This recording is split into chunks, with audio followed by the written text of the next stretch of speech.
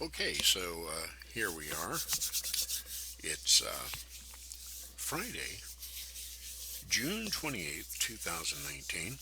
And yes, I'm a little bit behind on my informational screenshot videos, uh, but I'm trying to catch up. And I've been meaning to do a little instructional video featuring another article by world famous wagering man Jonathan Stettin. Uh, that's him right there, or at least his name, and of course, he gets the credit for writing this piece, and it is entitled "True or False," and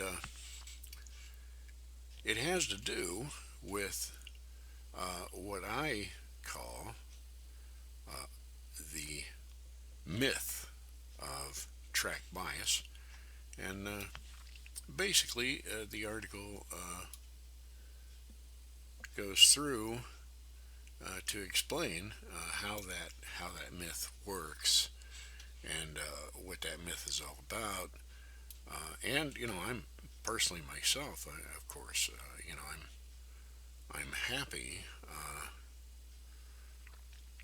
that Jonathan Stettin has taken time out of his busy wagering day to write this informative article because I find it quite informative. And as he explains here, let me move the whole deal up. I did want to get in the screenshot that this is the amwager.com, John Stetton's blog that he does for Amwager, and I also wanted to point out that they got the little green secure lock showing up in the browser address bar, which is always good for a commercial type of site. And I wanted to point that out. And let me just move this up a touch if I can. Whoops, no, that's not what I wanted to do. Because then it gets out of the screenshot. So I want to keep it in the screenshot. Uh, just wanted to move it up. Eh, so I guess that's about as high as I can get it. I probably should have gone for a deeper screenshot so that you could see more than just the first paragraph. Be great if the header weren't in the way, but what can you do? Anyway, uh, now Jonathan says here the whole key is knowing a true track bias from a false or perceived one.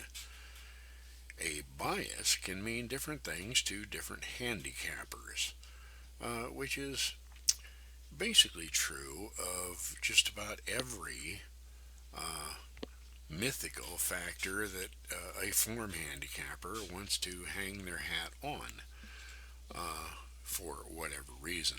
And usually the reason is because there's some other form handicapper hanging their hat on that factor, uh, mythical or not. Now, the whole reason, I probably should say up front here, the entire reason that I say, or even offer, and basically I guess that's the way I would put it, because I prefer to offer my my points of view and my analysis of various things in horse racing.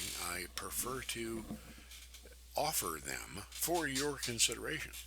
Uh, Something that I suggest and even recommend that you should think about, uh, and not just take my opinion or anybody else's and just say, "Oh, well, that must be correct and true."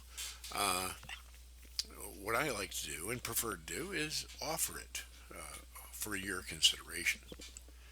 Uh, so, that's what I'm offering. Now, the blog here, John said in the blog, he appears to be offering the question, which is a good question, true or false, as to track bias. Now, the question I have always asked of people that seem to discuss this idea of track bias, uh, the the basic question I've always asked of all of them, as far as I know, all of them I've been able to get to, and this includes the fella that came up with this idea uh, in the first place, as far as I know, back around 1979, thereabouts, and maybe even earlier than that. Uh, the guy that came up with this idea and put it out there for public consumption or consumption of handicappers was named Steve Davidowitz, uh, and may God rest his soul because he passed away not too long ago. But this basically, as far as I know, the whole track bias idea, it came from him, and he's the one that formulated it, I guess you would say. Uh, and my question with regard to the idea of track bias, the entire concept, and yes, I have frequently called and still call the concept of track bias, uh, I call it track propulsion theory.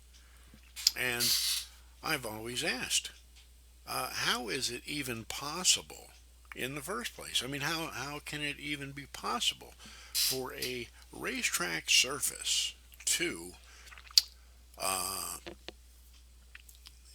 speed one horse up or help one horse run the race somehow, actually aid the horse in its running of a horse race, while the same track surface holds all of the other horses back or inhibits their running of the very same race.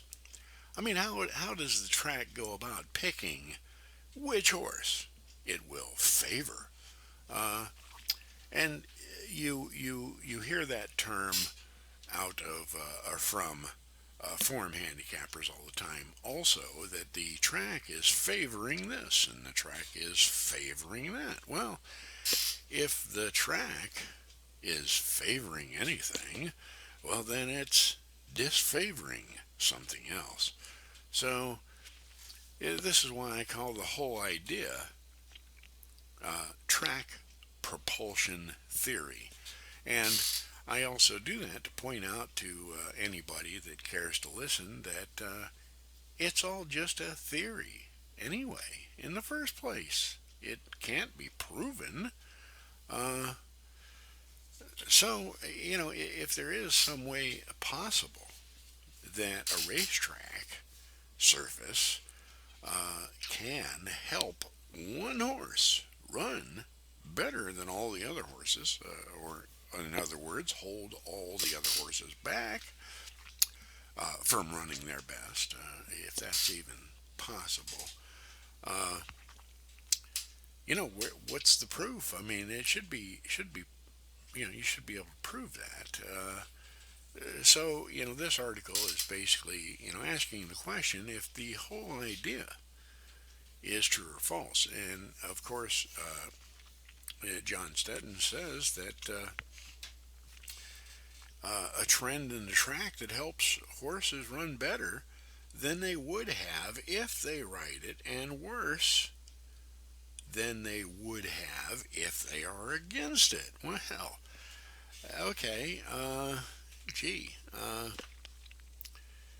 the horse isn't out there running all by itself. It has a human being on its back, I called a jockey, and the trainer generally tells the jockey, or at least offers the jockey his ideas on how the horse should run this race, uh,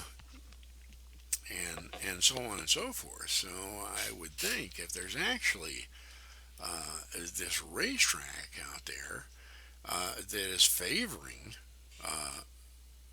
some other horse besides the one that jockey is riding and that trainer is training, uh, they would at least be aware of it, wouldn't they? I mean, wouldn't they be, hey, wait a minute, the track bias is, toward this horse, so, we shouldn't run against that track bias, should we?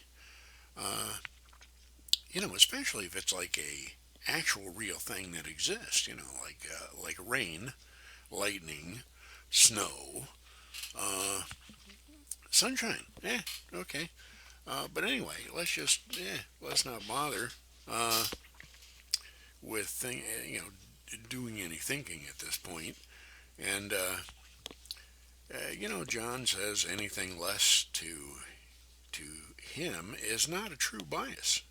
So you know, not only do you have to find this bias, but you also have to uh, question whether it's true.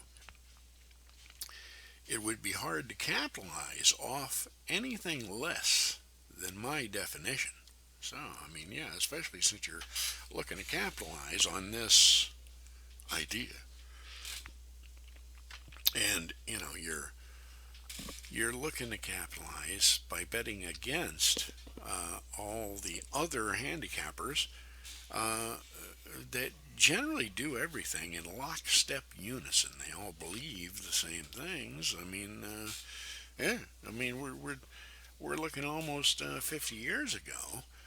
This whole concept was born and you know put so thoroughly in the media and all the books and everything else. That these handicappers subscribe to.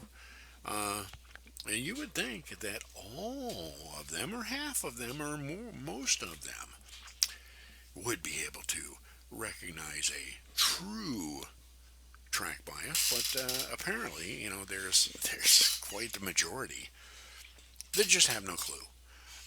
Can't recognize a true bias if it ran over them. Like many of the mythical factors uh, having to do with form handicapping. But anyway, again, that's just my opinion.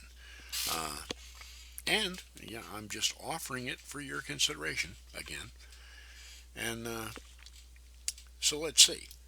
Uh, Players are fast on the draw to label a track biased, often incorrectly, at least by my definition. A bias comes in a few different forms. So, apparently, John Stetten is one of the very few uh, people, foreign handicappers, and all that, that actually are able to recognize a true bias. Uh, and then he says here it can be an inside or outside bias, which relates to a portion of the racetrack. It can be down the crown of the track, as we often see in the mud. It can be a speed bias or a closer's bias. Sometimes you will see more than one type of bias together. But obviously, they can't conflict with each other, or you are back to a false bias. Well, I see. Seems like with all those biases to pick from, it would be hard to recognize the right one, the actual bias. But anyway, yeah, let's continue here. An excellent example. Oh, this is great. I love examples. I thrive on examples. An excellent example of bettors being prematurely fast on the bias draw was last weekend's Belmont Stakes card. The bias talk came early and often. It was all over social media and the TV broadcast. Trainers even voiced concerns about how the track was playing would affect their horses. They were all wrong. All of them. All they were all these wrong, wrong, wrong, wrong, wrong. Imagine that. Uh, Decades and decades and decades uh, of horse racing experience, and you know, and pretty much devoted to this idea, of track bias. Uh, and they were all wrong. Okay. Uh, and no, this is not subjective. Oh, okay. Well, yeah. So if it's not subjective, it's carved in stone someplace. Uh, Not only were they calling it a speed biased racetrack, but they were also saying it was a rail based racetrack. A good deal of this gibberish. Oh, I love that word, gibberish. Oh, well, that's just, yeah, them guys are talking gibberish over there. No, I'm not talking gibberish, but, those guys, they're talking gibberish. A good deal of this gibberish began after only the second dirt race was run. That's an impressive assessment if you are right. Were they? You tell me.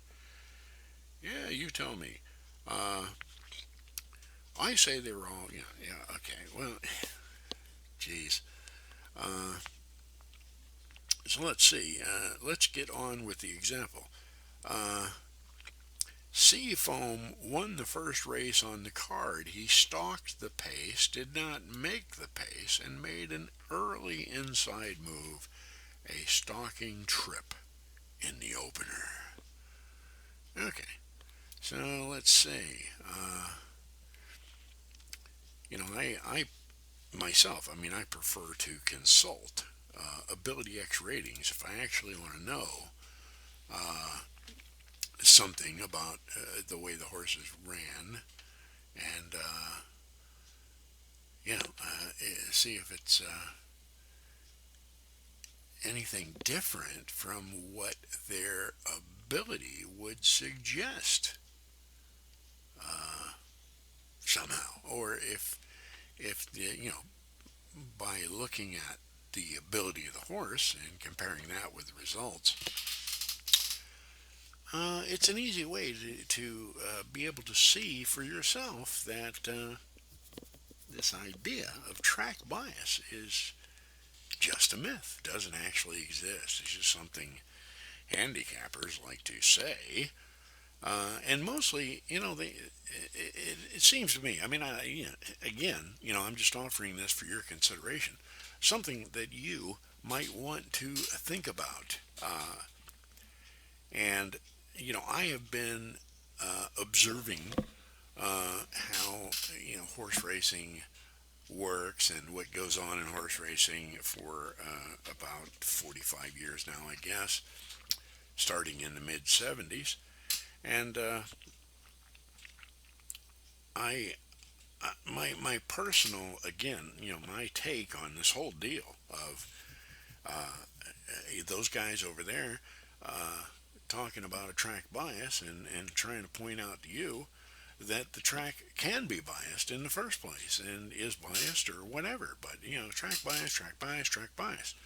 Uh, the reason this is, all constantly brought up is to uh, just convince you, hopefully, as a bettor, of that there's some track bias out there, uh,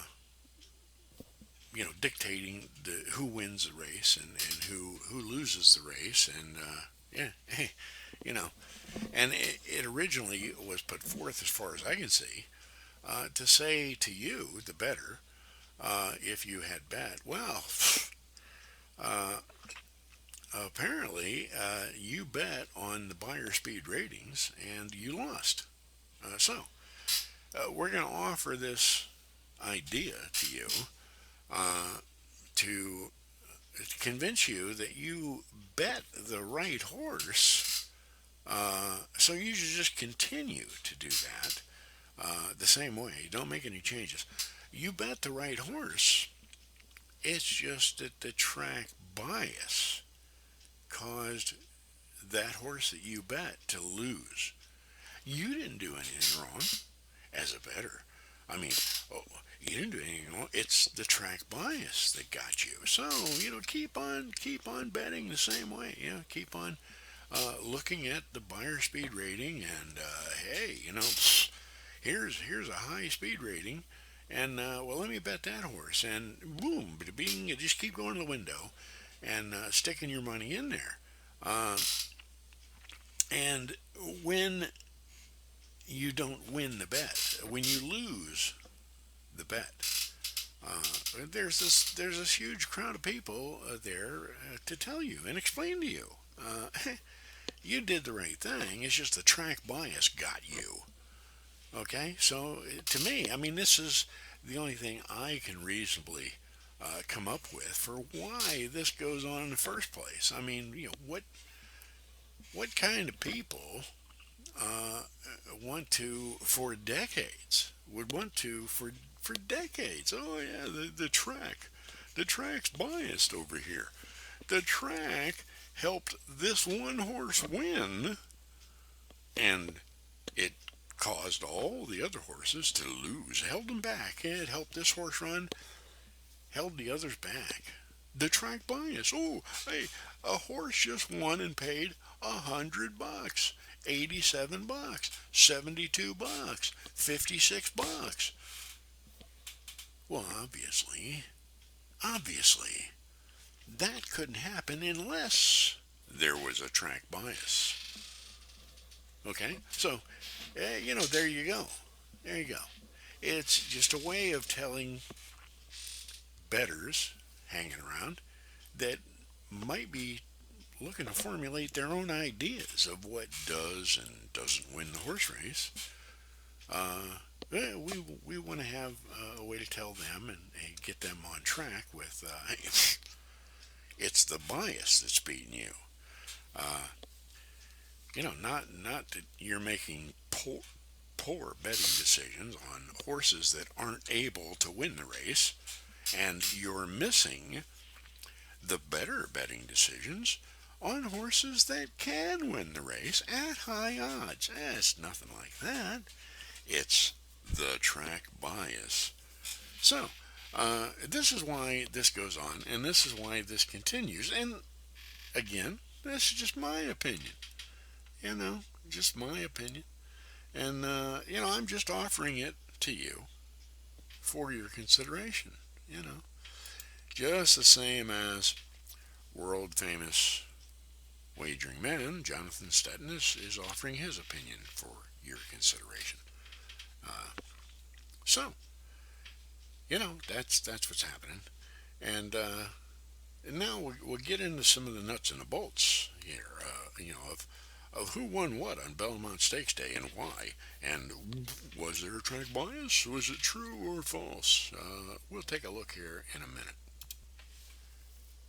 So, to get down to it, if we uh, wanted to consider, in consideration of this proposition of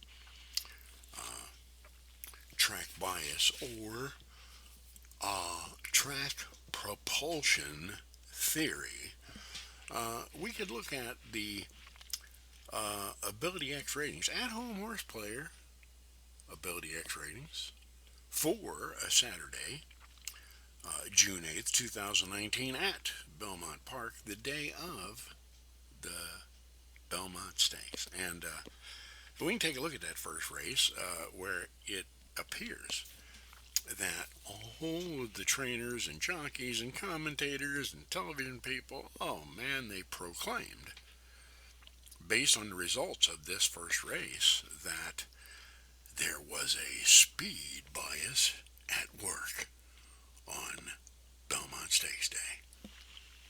And apparently they made that proclamation because the Ability X rating simple pick won the race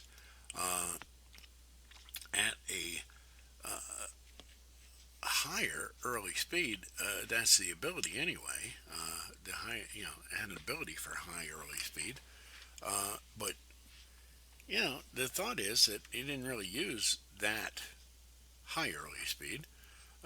Probably from the description and everything that we have of the race, it stalked and closed. The horse did. So okay, so the horse ran uh, perhaps a little slower than this 95 here on the early speed, or maybe number six, who came in second, the even money favorite. Maybe it tried to speed up, to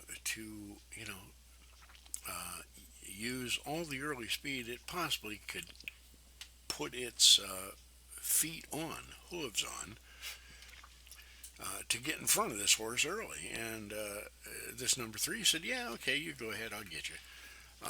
We got a mile and 16ths to run here. I'm not worried about it. But you wanna bust your hump trying to get up in front of me early? Well, go ahead. I don't care, because as anybody can see, the Ability X rating for this horse would suggest that this horse can run a mile and 16th quite fully at a high early speed. Where number six, well, the even money favorite, well, yeah, number six can run that mile and 16th distance quite comfortably at this kind of early speed. Okay? And perhaps number six can go at a higher early speed, but doing that will most likely start to tax, is what that number suggests.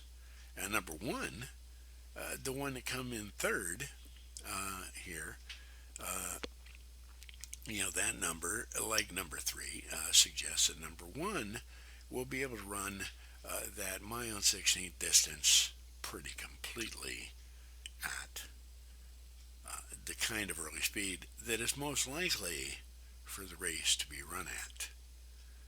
You see, 92, you got three horses in here, 92 early speed, one of which is the even money favorite, uh, one of which is the fourth morning line choice, and the number three here, the one that has the same ability and similar and perhaps better than number six at a much higher early speed, should the horse choose to run at that kind of early speed today. Although we can see that it probably isn't really going to be necessary for number three to run at that kind of high early speed. Number three could probably lollygag around even behind these three guys. Yeah, you can tell all three of these guys, hey, you guys, hey, you go ahead. Go ahead there. Go ahead. As they say in New York, go ahead. Okay? Number three might have an ability that would allow him to tell all three of these guys that. The jockey might be sitting there in the gate before it springs, telling all the other jockeys, hey, you guys, go ahead, all yous, go ahead. Okay, so how the race ran and how number three won it doesn't really have much of anything to do with track or track propulsion, apparently. But uh, it seems like the race just went according to the ability of the horses, and the horse that had the better ability to run the distance more fully at a higher early speed, whether the horse went at that early speed or not, that's the horse that won. Okay? Yeah. I can't see anything where it had anything to do with the racetrack surface. But hey, let's take a look at another one. I mean, certainly, we can't just call track propulsion theory, which has been established over maybe half a decade, and all kind of thousands upon thousands upon thousands of form handicappers totally believe in it. All you got to do is say bias, whoop, they don't know what you're talking about, or they at least think they know what you're talking about. But anyway, the next dirt race had the bias collars out in full force. Oh, the next fact is, it was just the second dirt race, and the card did not temper them. Majid went to the lead in relatively easy splits. He went wire to wire. He should have. He got away with uncontested and set soft splits on a very fast but fair racetrack. Okay. One of the biggest lures to a false bias is not realizing why a horse trips out and wins. Mm-hmm. With the way things unfolded, Majid was supposed to win. With the way things unfolded. Well, let's take a look at that. Let's take us a little looky-see at that particular deal for a minute. So I believe what's being brought up is the third race, the Easy Goer Stakes, another mile and 16th contest. And apparently what happened was the Ability X Rating Simple Pick number 5 here decided, perhaps the trainer and jockey and all the people involved with how is this horse going to run this race if we are going to actually attempt to win it, because we'd like to have the purse money. And most of the people, as far as I can see, most of the people involved with a racehorse kind of like to win races. And so they might have, I don't know, but they might have connived a good way to go about it to win this race. And they might have decided, hey, here's what we're going to do. Our horse doesn't really, quite have, maybe the best ability to win this race outright. Like, maybe if all the horses, just took off with the intention of winning the race the same way, maybe our horse number 5 here doesn't quite, probably doesn't. So here, what we're going to do is we're just going to blast out of the gate, because our horse does have an ability to get into full flight quickly and comfortably. So we're going to try to do that as best we can at as quickly as we can without really straining the horse, and see if we can shoot out there in front. And maybe the other horses in the race will just say, "Hey, go ahead, I'll catch up with you." And maybe they won't be able to catch up with us because we're confident that our horse can run again a full mile and 16th under his own power.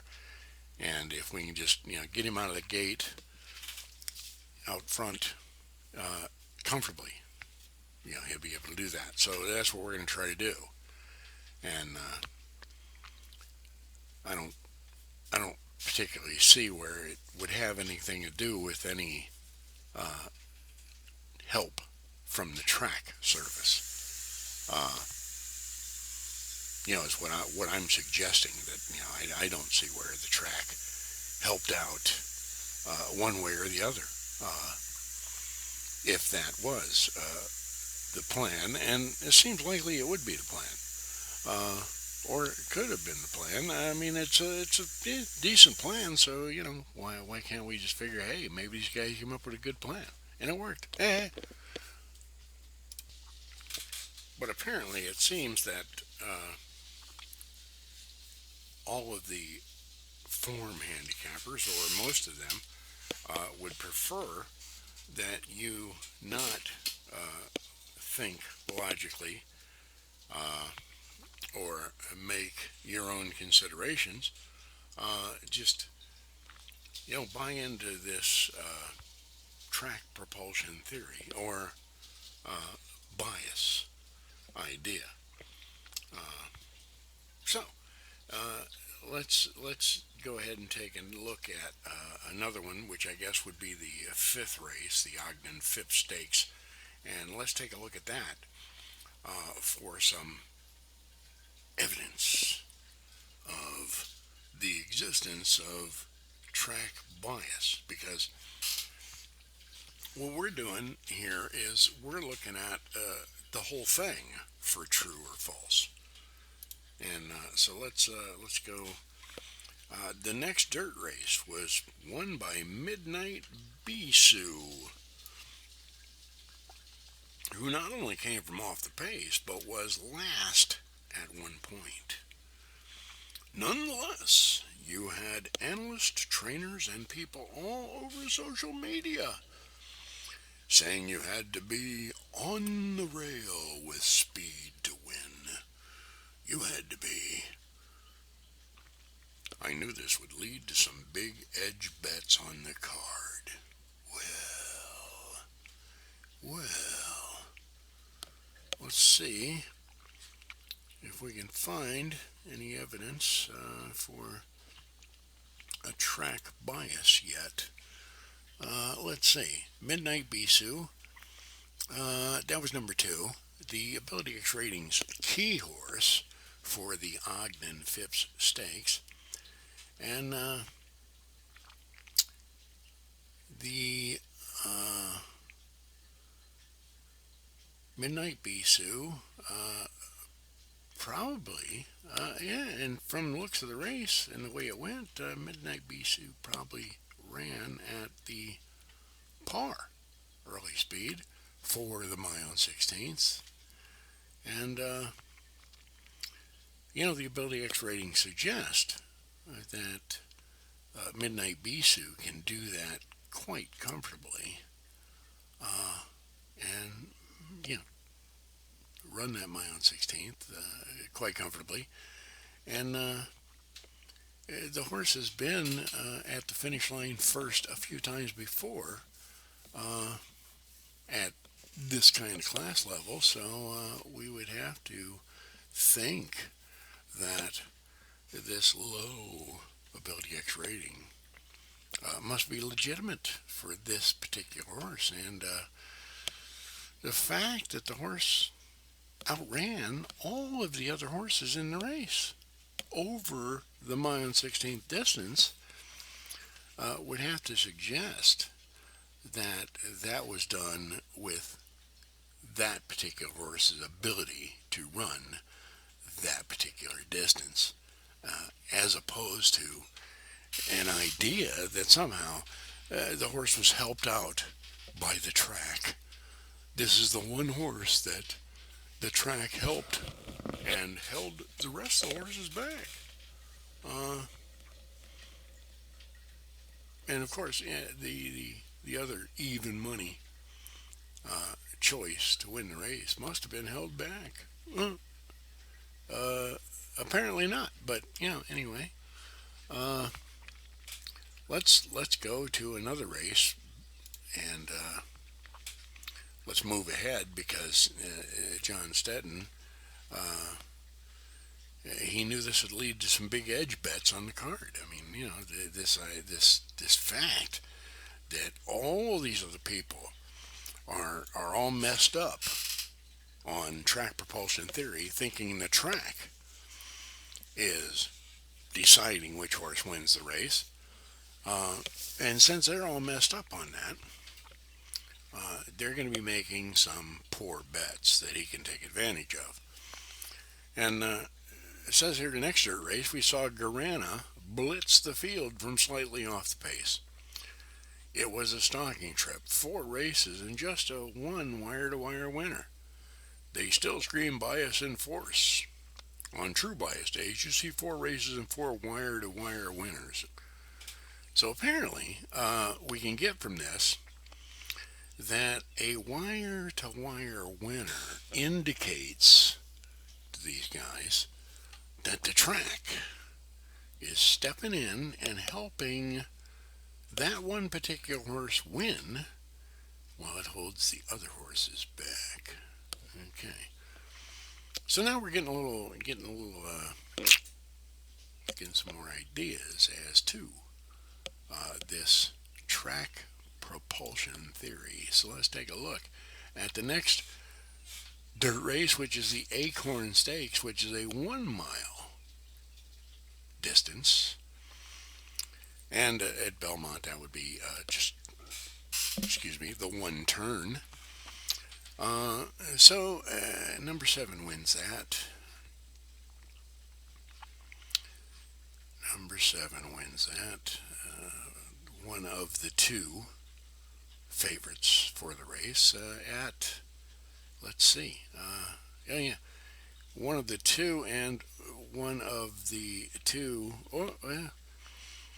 One of the 3 lowest ratings, Ability X ratings for the race, and a matching rating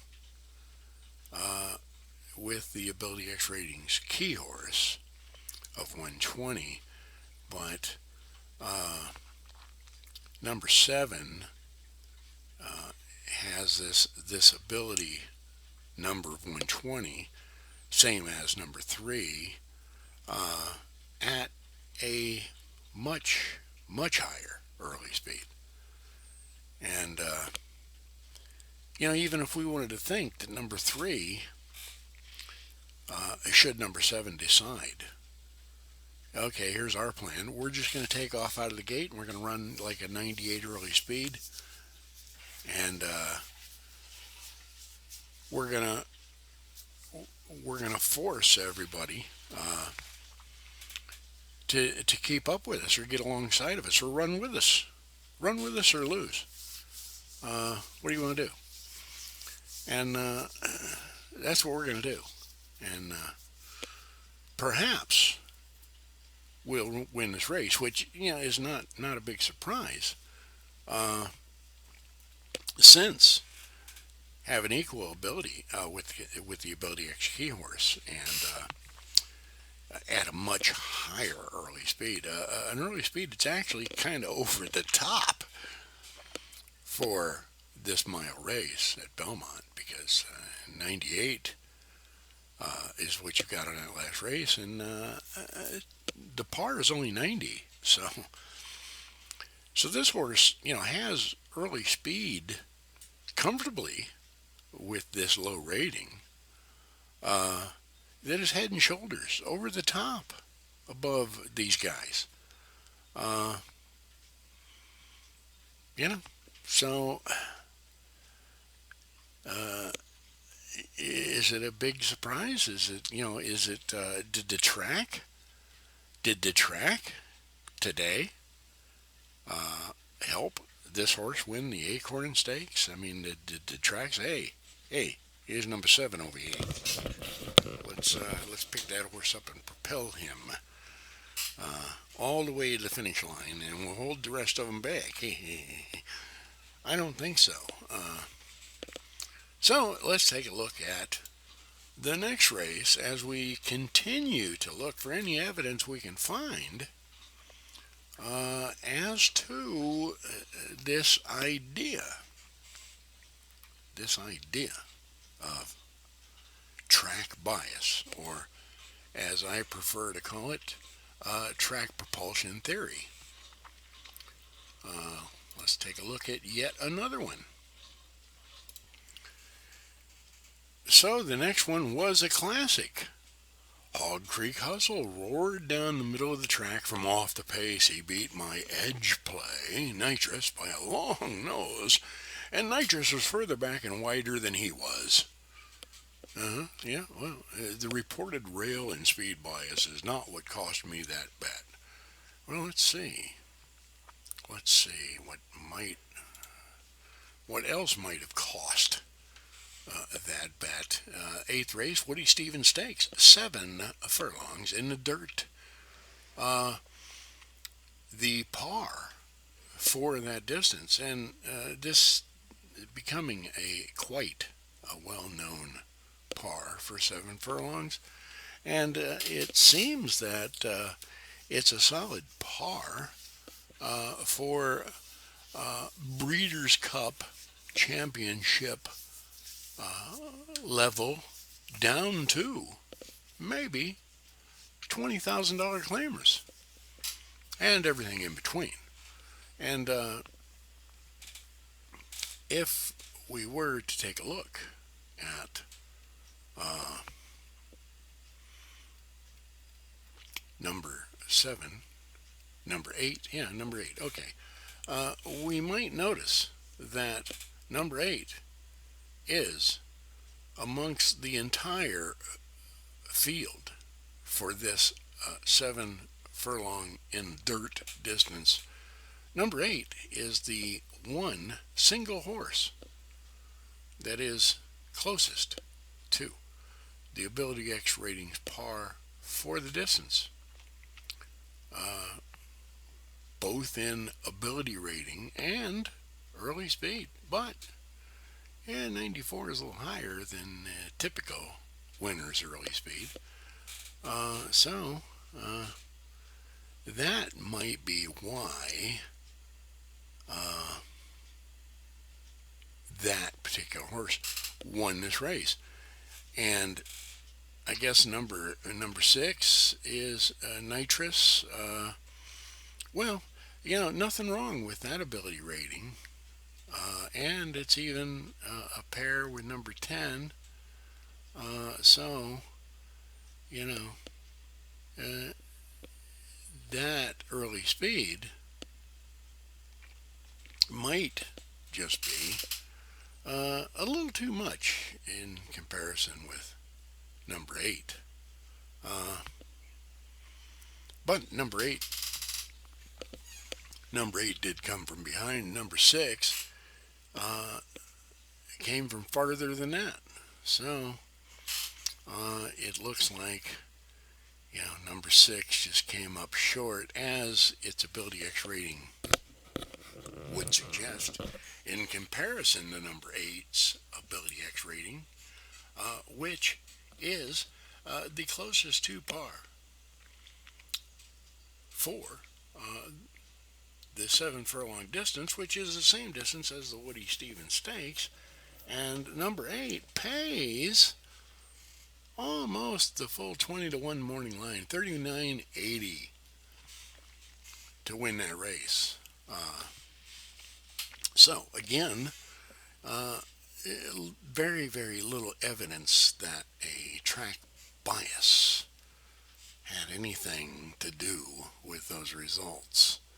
It seems like, once again, those results are due to the ability of the horses that ran that distance that day, and that the racetrack had little to do with it, if anything. So let's take a look.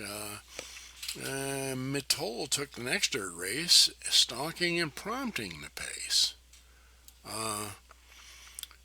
Noteworthy, McKenzie came from off the pace and had a lot of traffic trouble. Well, okay, here's another handicapper's excuse for you. While the track was trying to help McKenzie out, I guess, he had some traffic trouble. Translation, he couldn't get by some other horses. Anyway, let's see. Mitole, the next race, which would be, the Metropolitan Stakes, that is won by number 3, and let's see. It looks like number 3 is the only horse in the entire race out of all the rest of them that is exactly on the par for this stakes level at 1 mile, the 1 turn mile. It looks like Mitole is the only horse I guess McKinsey was number two, and you know, that's kind of low early speed there, to tell you the truth. And you might figure a horse, you know, with this kind of ability at that type of early speed would be able to win this race fairly easily. But we do take notice that number three and number two, which is a 110 on the run rating, are first and second, and then number four, the another low, very low rating, is third. And that brings us to the Belmont Stakes, which of course, hey, the Ability X ratings key horse, low early speed, wins the race, 77 run rating, wins the race just in front of the favorite, number 10, which is a 76 at 90, and the par for the race is 75.90. So once again, the two horses that are up front are right at and perhaps the closest to the Ability X ratings par for that distance, mile and a half, 12 furlongs. And they are the ones that are first and second in the race. So it appears to me that here we have another two more races, the Metropolitan Stakes and the Belmont Stakes, on Belmont Stakes Day, where the results were from the ability of the horses as opposed to any other factor, especially the factor or the idea of a track bias. Seems like that has almost nothing to do with it and doesn't even exist in the first place. Sir Winston won the Belmont from off the pace. Did he spend some time saving ground on the rail? Absolutely. Did it help him? Absolutely, as saving ground usually does. It helps to have the ability to win in the first place, too. When good horses save ground on the rail, it helps a lot. 7 dirt races and 1 horse goes gate to wire. So, I mean, this again,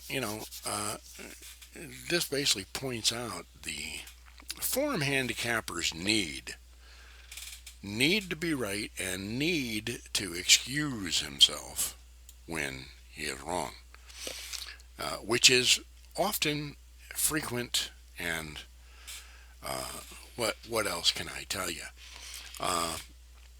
And these are the reasons why I myself, as the number one analyst in all of North American horse racing, I suggest that you analyze the race and avoid form handicapping completely, if that's possible. And it is possible. And all that you need to do that is Ability X ratings. And they're right there. That's what they are. And let's see. You can get them right here at AtHomeHorsePlayer. And man, don't I have that address up there somewhere? I should. Oh yeah, there it is. Yeah. And you can see I don't have the lock in this browser. It won't show me the icon, but as you can see, it's a secure site. And this is the store. And this is where you can get Ability X ratings, monthly, daily, whatever you'd like. And of course, you can get a lot of information on how to use Ability X ratings. And this is probably the best of the ebooks to start with Horse Racing Understanding It by Using AbilityX Ratings. And that's available for a mere $9.99. And that's the full cover there. A little bit of racing action from Tampa. And you can add that to your cart for $9.99. And there is some of the bullet points relating to the book, and you'll see one of them is there is no factor, element, or criteria that is significant as an indicator of results today that is missing from the AbilityX ratings chart. The more you learn about horse racing, the more you will see that this is true. Another truth is that you can learn the most truth about horse racing through the use of AbilityX ratings. You'll also learn how limited the discipline of past performance handicapping, form handicapping, is in teaching or bringing you to know these things. If you are a past performance form handicapper, if not, congratulations. You'll have a vast head start in understanding the sport of thoroughbred horse racing.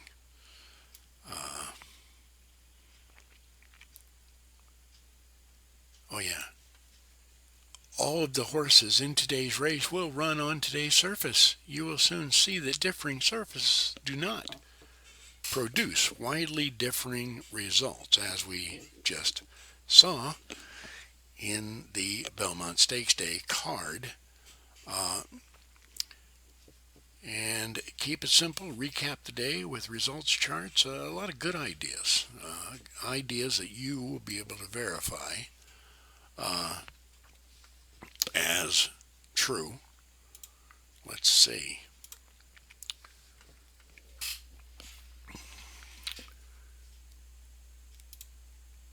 And that's what AbilityX ratings are full of. And hey, don't forget the dual subscription, Saratoga and Del Mar, for the entire summer.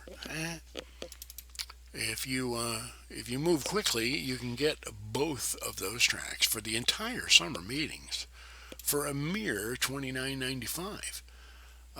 100 of this subscription has been made available, and as you can see, there's still 78 left in stock. And for that $29.95, you get both meetings, both complete meetings, for the same $29.95. And there's a little action from last year. And oh yeah, I think you get some other stuff.